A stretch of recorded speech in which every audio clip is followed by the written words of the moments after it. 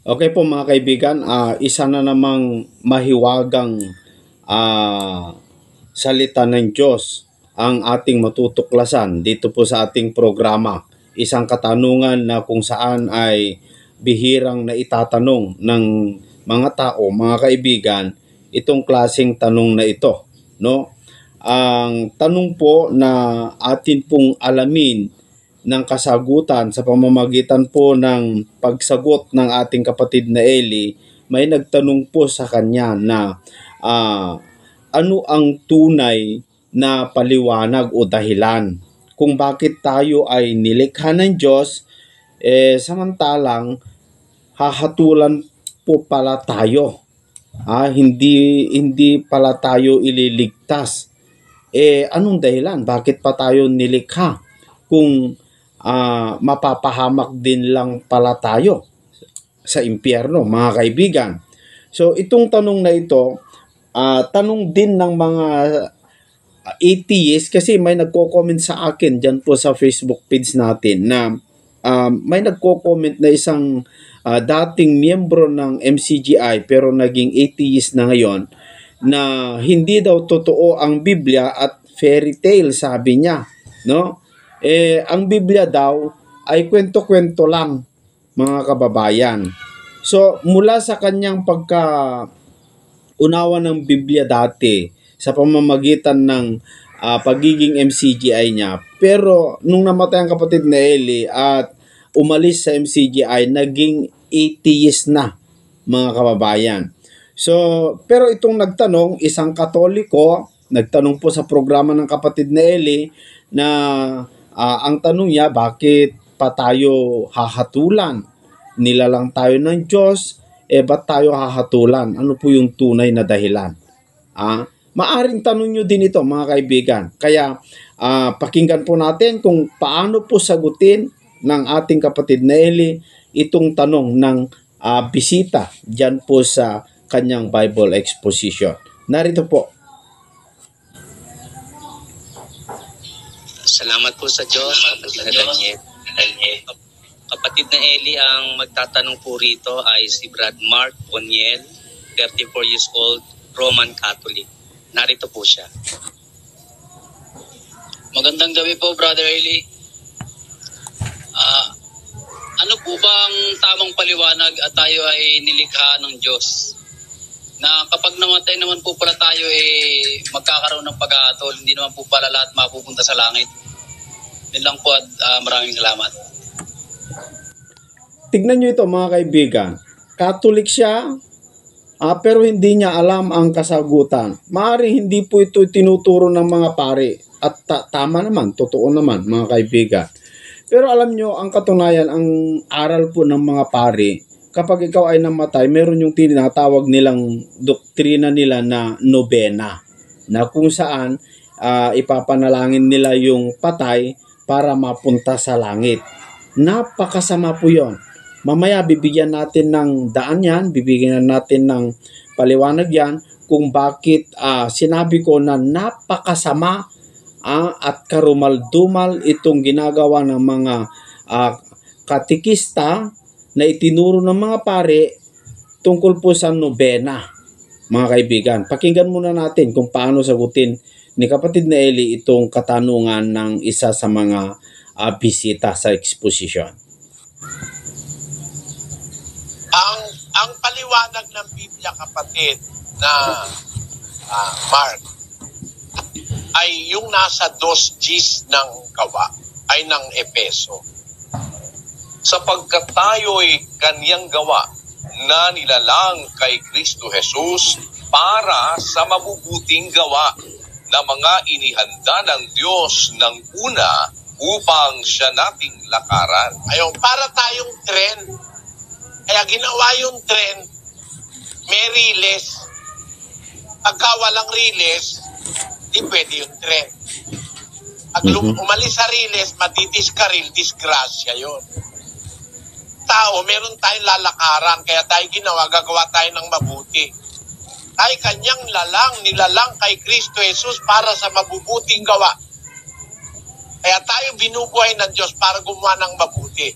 Pagka gumawa ka ng mabuti, doon ka ngayon makakarating sa langit. Pero yung hindi gumawa ng mabuti, hahatulan ka. Gaya nung sinasabi mo.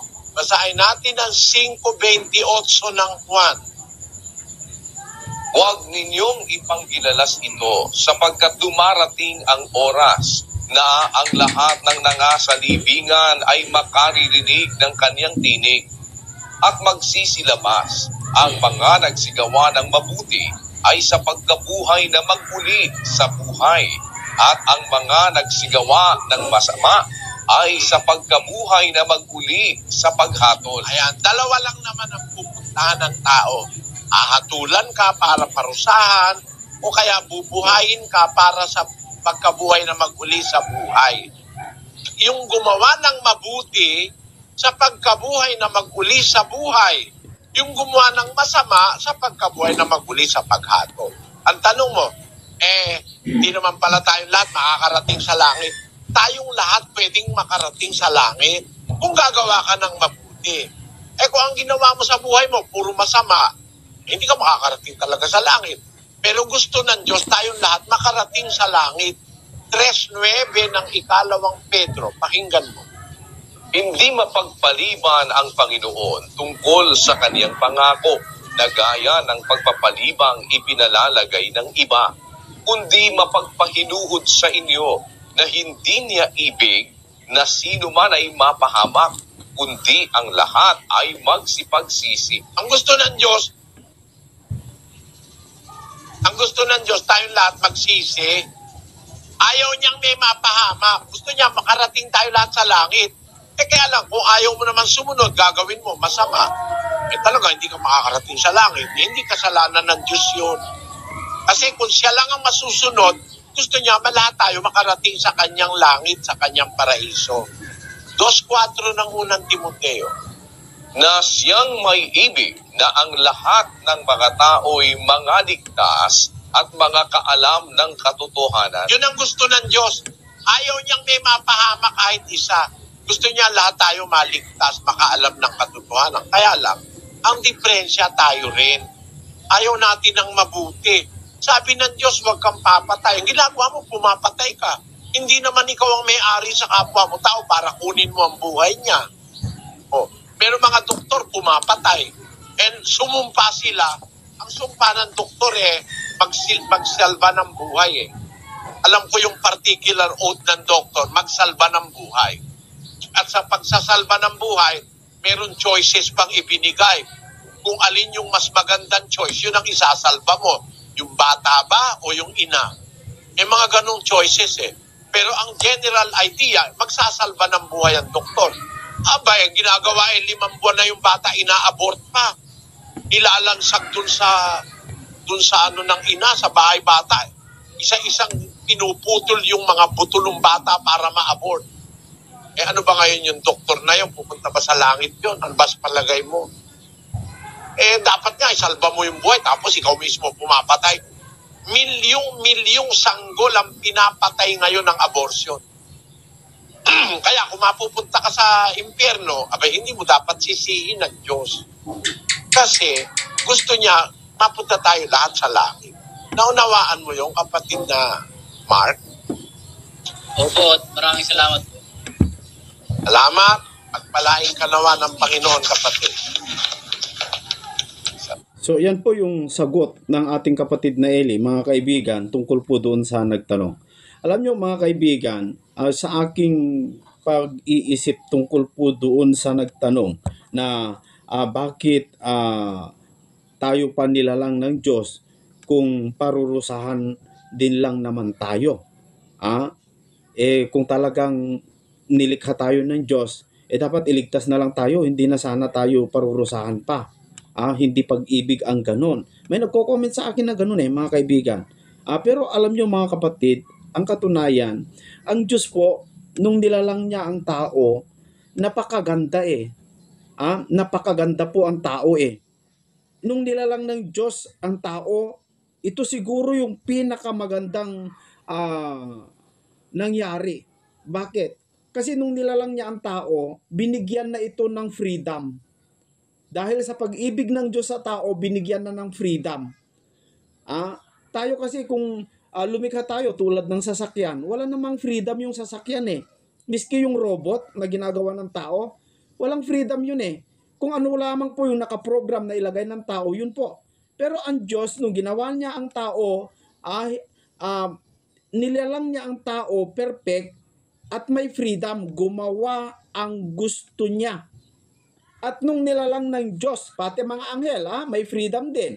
Nung nilalang ng Diyos ang mga anghel, lahat-lahat ng mga tao, mga kaibigan, binigyan niya ito ng freedom. Magawa natin yung gusto natin. Unang-unang nilalang ng Diyos ang tao ay si Adan. Nung nilalang ng Diyos si Adan, mga kaibigan, sana po pakinggan nyo mabuti itong maidagdag ko lamang po, no?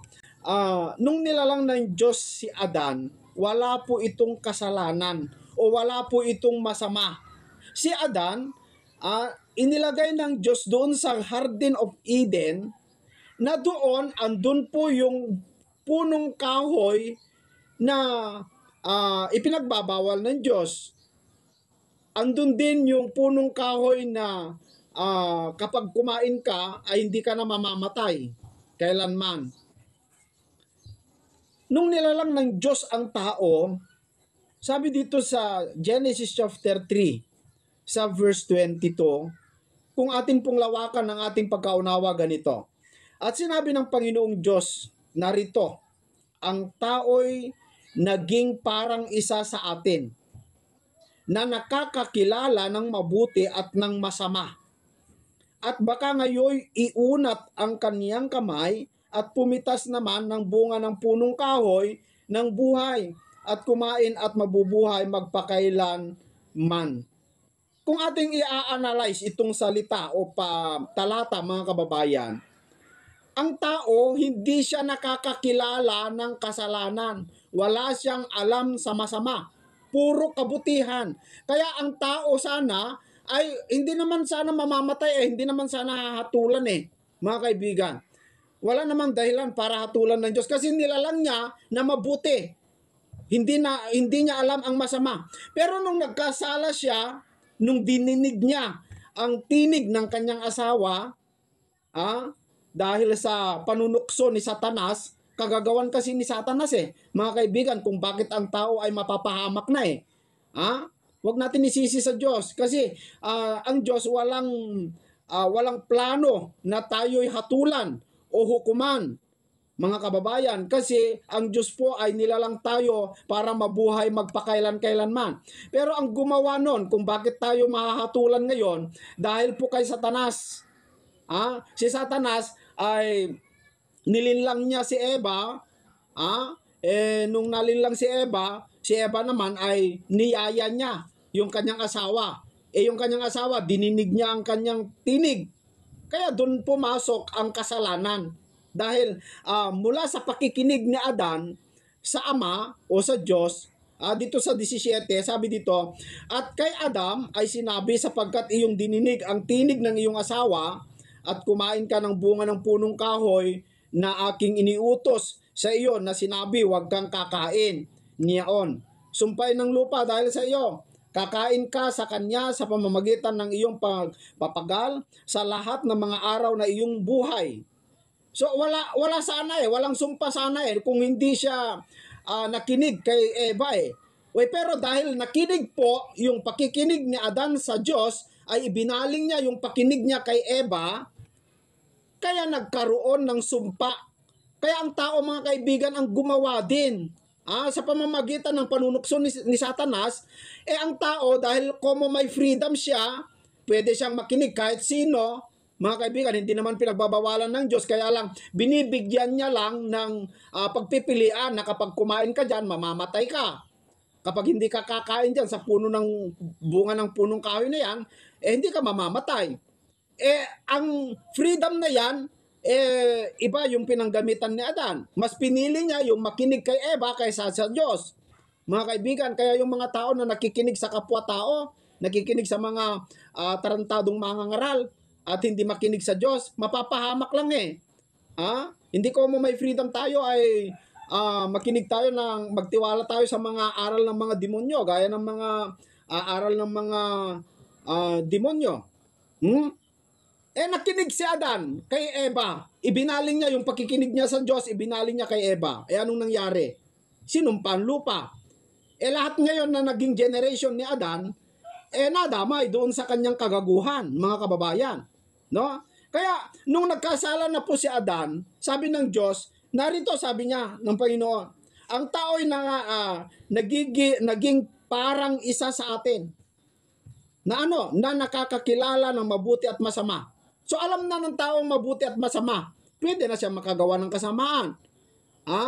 Kaya, ang gumawa, mga kaibigan, kung bakit ang tao ay mahatulan dahil sa kanyang kagaguhan, huwag nyo naman isisi sa Diyos. Kasi ang Diyos po, napakabuti ang kanyang kalooban, napakabuti ang kanyang plano. Nilalang niya ang tao hindi para hamakin o hindi para ipahamak, mga kaibigan, mga kapatid.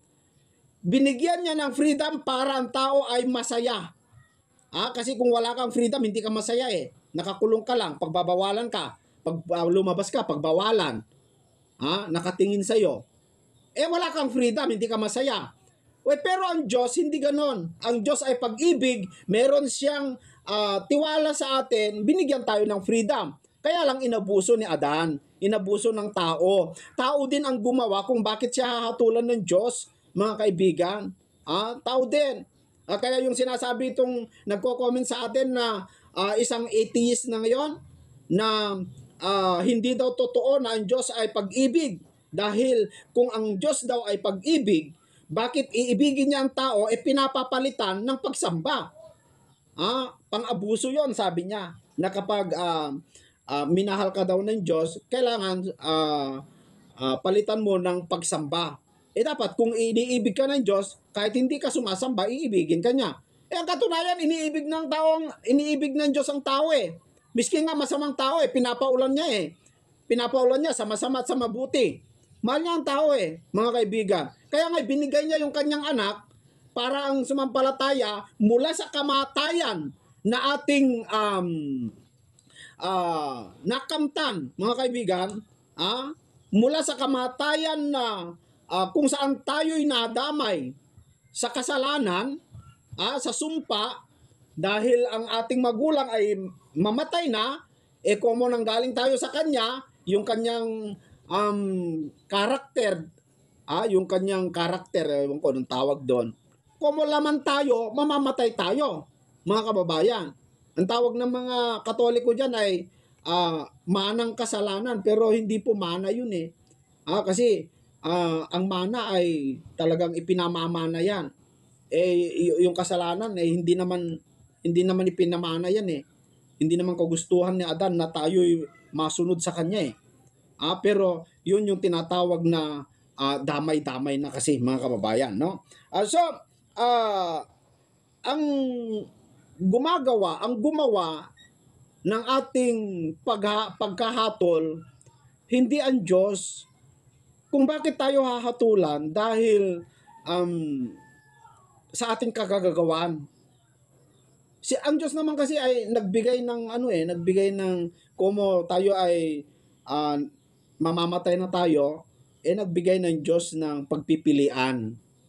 Ibinigay niya ang kanyang anak para sampalatayanan natin, at kung tayo sumampalataya, maliligtas tayo doon sa kapahamakan, sa impyerno. Meron naman way ng Diyos para tayo'y makaiwas doon Nasa atin lang kung gusto natin o hindi, mga kaibigan. Ngayon, balikan ko po yung sinabi ko na yung nobena na ginagawa itong mga Katoliko, na sinasabi kong napakasama po yung nobena. Kasi isa sa ginagawa nila sa nobena ay yung ipinapanalangin nila yung patay para mapunta sa langit, mga kababayan. Ipinapanalangin nila yung patay. Ulitin ko ito, mga taga-punto por punto, pakinggan nyo ito. Sagutin nyo ito kung kaya po ninyo. Sana yung sagot nyo ay umabot sa akin. Ang mga Katoliko, meron silang ginagawang nobena. Na ang isa sa kanilang ginagawa dun sa nobena, yung patay ipinapanalangin. Alam nyo po ba, mga kaibigan, na napakasama Isang karumal-dumal yung pagnonobena na yan, mga kapatid. Kasi dito po sa libro ng Mateo, Kapitulo 7, sabi po ni Kristo po, si Kristo po ang nagsalita dito. Sabi niya, huwag kayong magsihatol upang huwag kayong hatulan. Huwag daw magsihatol. Sa Diyos po pala, bawal yung humatol ka sa iyong sariling paghatol. Yung sariling paghatol. Na hindi po yung paghatol mo ay sana sa salita ng Diyos, walang problema. Pero yung humatol ka sa tao na sarili mong paghatol, napakasama nun, mga kapatid. Kasi sabi ni Kristo, huwag kayong magsihatol upang huwag kayong hatulan. Bakit? Anong kinalaman sa nobena yan, Esel? Anong kinalaman sa nobena? Alam niyo mga kapatid, yung nobena na ipinapanalangin nila yung patay. Ano dahilan? Bakit nila ipinapanalangin? Para yung patay mapunta sa langit. O sige, lawakan mo yung utak mo, Jando. Lawakan po ninyo yung utak ninyo. Ikaw, John Ray, kumusta na yung asma mo, John Ray? In-exorcist ka na ba ni Darwin Gitgano? Ito mga kaibigan, ba't nyo pinapanalangin yung patay para mapunta sa langit? Bakit nyo pinapanalangin? Alam nyo ba na yung patay ay nasa purgatorio kanyo? At doon, sa pamamagitan ng panalangin po ninyo, malilinis ang kanyang kasalanan. Paano mo nalaman na siya ay makasalanan? Di ba paghatol yon? Kilala mo ba yung patay? Yung mga pare na may dinadalang patay doon sa kanilang simbahan, pinapanalangin, pinausok-usukan pa nga Pinausok-usukan pa ng incense Kukuha sila yung lalagyan ng incense, yung may tapos iganya-ganyan. Pinapanalangin nila para mapunta sa langit. Yung mayor nga sa amin, mga kababayan, nung namatay, napakaraming pinatay. Yung mga kaaway niya sa politika, pinapatay Marami ding asawa. So, ibig sabihin, nagkakasala siya ng mga karumal-dumal. Pero nung namatay, como siya po ay mayor, matunog ang pangalan, sikat. Tinawag yung mga obispo. Yun. Ewan ko, 6 yata o 3 obispo, 3 pare. Ewan ko kung anong klaseng mga pare yon. Pinausukan. Panalangin nila, mapunta sa langit. Nako, kabornok. Di ba sabi nyo, kapag karumal-dumal ang kasalanan ay hindi na pwede panalangin? Ang pinapanalangin lamang po ninyo ay yung venial sin dahil yung venial sin ay nasa purgatorio. Venial sin pa ba yung kasalanan nun? Yung sinasabi kong mayor. Karumal-dumal na nga yun Mortal na yun. O ngayon, punta tayo doon sa dinadala sa simbahan na hindi kilala. Meron kasi sa amin, dito sa amin kasi ay baryo, medyo malayo sa bayan, yung simbahan ay nasa bayan. Kapag may namatay dito, dadalhin sa bayan. Dadalhin sa simbahan. Yung pari naman, hindi niya kilala kung sino yung namatay. Basta pausukan na. Kaburnok. Gabriel, kumusta po kayo? Basta pausukan lang. Basta basta may bayad. Ba't mo pinapanalangin? Paano mo nalaman nandun sa purgatorio? Di ba paghatol yon? Hinahatulan mo yung tao na masama. Bakit masama? Kasi ang dahilan kung bakit mo ipinapanalangin dahil nandun sa purgatorio at wala sa langit. So ang hatol mo hindi pumunta sa langit dahil may kasalanan. Hindi ba paghatol yon? Mga kapatid, hatol yon. Hinahatulan mo yung tao na hindi naligtas. Pinapalabas mo na masama yung tao kung ganon. No? Pwede lang yung mayor na kilala ko na pinausukan dahil talagang mortal yung kanyang kasalanan. Pero may aral ng mga Katoliko, hindi pwede ipanalangin yung kasalanan ng mortal eh. Pero itong mga Katoliko, mga kababayan, basta may bayad, walang problema dyan. Hindi naman problema yung mortal yan. Kabornok, di ba? Hindi lingid sa inyo yan. Lingid pa sa inyo yan? Jando? Hindi lingid sa inyo yan. Na lahat na namamatay kay mortal o venial sin ang kanyang kasalanan, basta may bayad, walang problema dyan. Ang problema ay, may kwento po si Brother Eli, mga kababayan. Meron daw siyang napanood na nagpabendisyon ng mga nitso kasi araw ng mga patay. Ang ugali kasi ng mga Katoliko, kapag araw ng mga patay, meron naman itong mga tarantado o gago o tanga na mga miyembro nila na gusto nilang mapunta sa langit yung kanilang kamag-anak na namatay. Tumawag sila ng pari para pabendisyonan, para mapunta sa langit. Ilang beses na kaya yan. Pabalik-balik. Tarantado naman yung yumao. Pinadalangin na nga nung patay bumalik pa sa impyerno ulit, sa purgatorio ulit, mga kababayan. Kasi taon-taon yan o ipabendisyonan. Yung pari daw ay nagkamali. Ibang nitso ang ang nawisikan niya ng bendita, mga kaibigan. Ibang nitso. Ang ipabendisyon pala ay yung kabilang nitso. Father, hindi yan yung gusto kong pabendisyonan dito sa kabila. Ganun ba? Ayan, nilipat. Kung ikaw na matinong pari, kung ikaw ay talagang mapagmahal na pari, kahit walang bayad yun, lahat na ng mga nitso, bendisyonan mo na kung talagang yan ay makakapagpunta sa langit. Bendisyonan mo na lahat. Ba't pinipili mo lang? Ba't yung nagbayad lang? Dapat, kung talaga yan ay nakakapagligtas total, hindi ka naman nahihirapan siguro, puntaan mo na yung mga nitso, bendisyonan mo na lahat, huwag ka nang mamili. Bakit yung may bayad lang? Kabornok. Sige nga, mga kababayan, yan ang napaka maling doktrina. Yung ipanalangin mo yung patay para mapunta sa langit. Paano mo nalaman na hindi pumunta sa langit? At paano mo nalaman nasa purgatorio? Samantalang sa Biblia ay wala namang purgatorio. Mga kababayan, ang nakalagay naman sa Biblia ay Hades. Yun naman yung tinatawag ninyong purgatorio. O sige, tanggapin natin, purgatorio yun. Pero tama ba yung aral po ninyo na yung purgatorio ay daigdig para ng mga patay na nagkasala ng venial sin para mapunta sa langit? Ganito po kasi mga kaibigan, no? Kung lawakan nyo lang yung pagkaunawa tungkol sa kaligtasan. Sa kaligtasan po mga kaibigan, hindi po nakukuha sa bena. Hindi ipinalangin mo ay mapunta na sa langit. Hindi ganon, mga kaibigan.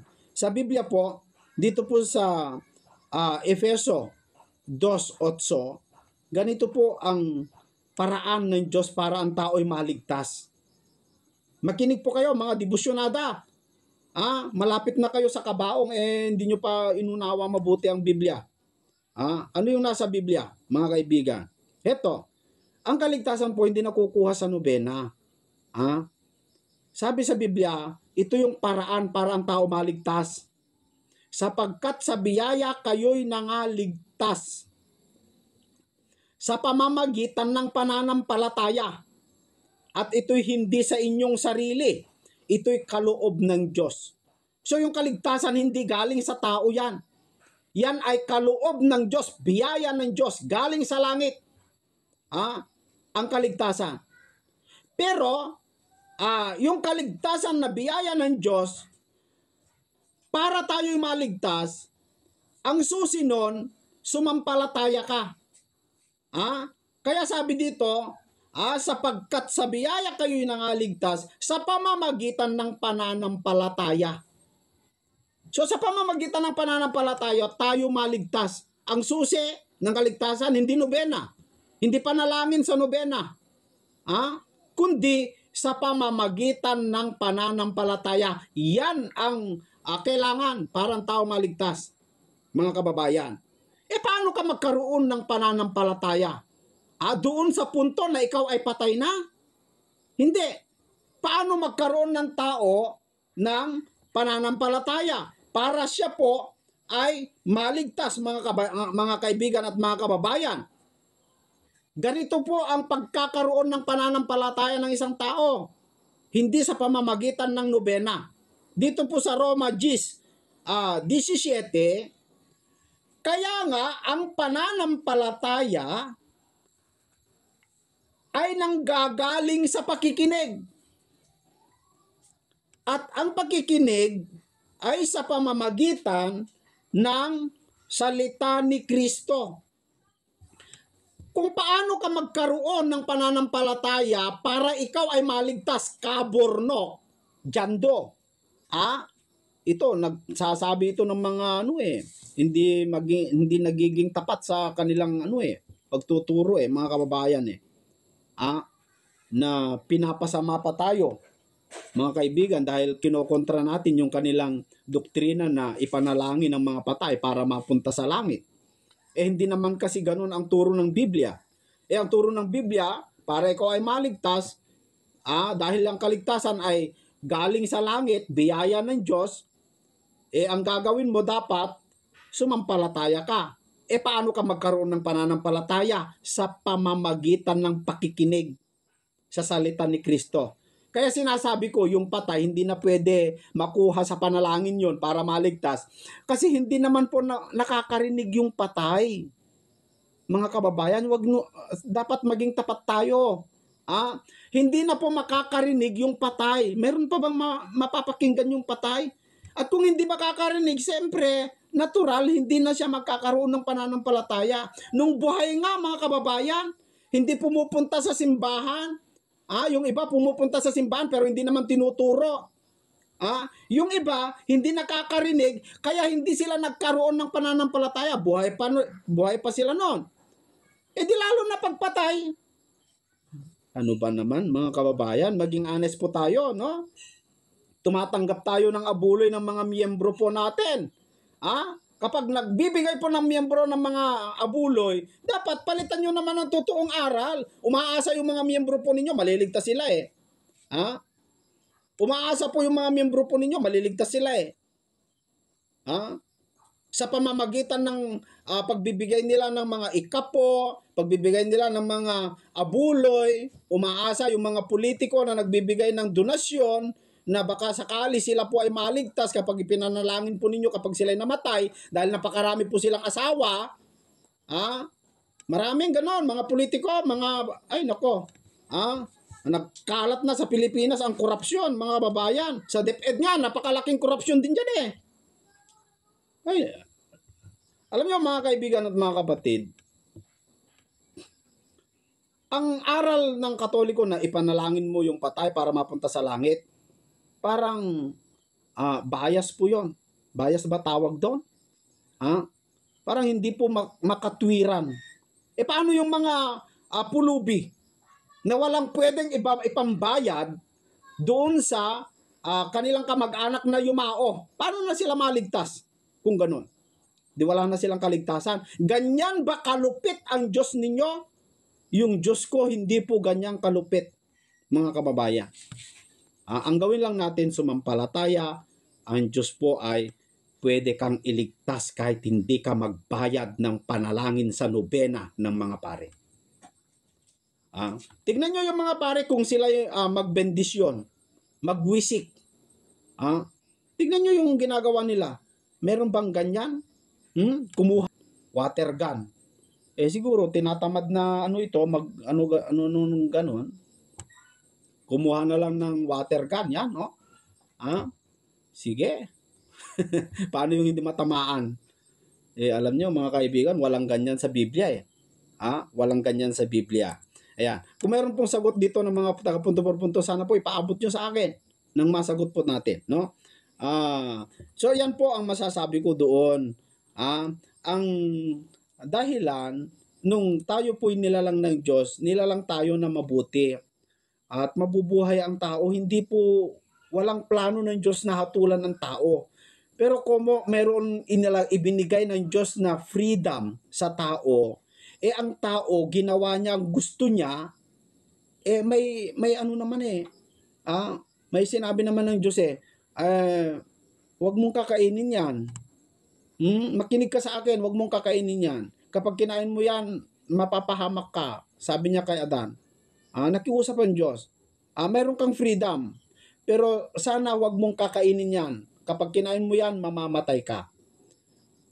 Binalaan naman Binalaan naman kung mo si Adan, ibinaling niya yung pakikinig niya sa Diyos, nakinig sa kanyang asawa. Masama po pala yung makinig sa asawa, no? Masama po pala yung makinig sa tao. Gaya ng ginagawa ng iba. Kasi yung mga iba nakikinig sila sa tao, kaya yung salita ng Diyos nawawalan, naitatakwil. Ganyan kasi ang pagkasabi dito sa Marcos Marcos 7:8. Ganito ang sinasabi ni Kristo. Nilisan ninyo ang utos ng Diyos at inyong pinanghahawakan ang salit-saling sabi ng mga tao o yung mga kwento-kwento ng mga tao. Ibig sabihin, yung salita ng Diyos, ipinalit nila doon sa kwento ng tao. Masama po yun. Sabi dito, nilisan ninyo ang utos ng Diyos at inyong pinanghahawakan ang salit-saling sabi ng mga tao. 9. At sinabi niya sa kanila, sa mga Fariseyo, o yung mga gumagawa ng mga ganon, totoong itinakwil ninyo ang utos ng Diyos upang maganap ninyo ang inyong mga salit-saling sabi. Yan. Masama po yun. Ipagpalit mo yung salita ng Diyos sa salit-saling sabi, masama po yun, mga kababayan. Huwag kang makinig sa tao, dapat makinig ka sa Diyos. Huwag kang maniwala sa kwento. Si Pablo, pinagbabawal nga yung kwento Huwag tayong makinig sa mga history. Sabi po yan ng Biblia. Anong sabi ng Biblia? Sabi ni Apostol Pablo dito sa unang Timoteo, kapitulo 1, versikulo 4, ni huwag makinig sa mga katha at sa mga kasaysayan ng mga lahi na walang katapusan na pinanggagalingan ng pagtatalo.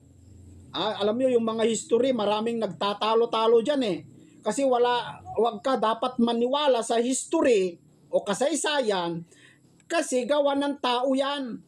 Maniwala ka sa Biblia. Kung yung history ay sang-ayon ang Biblia, paniwalaan mo. Pero kung yung history ay kinokontra ang Biblia, wag mo nang paniwalaan.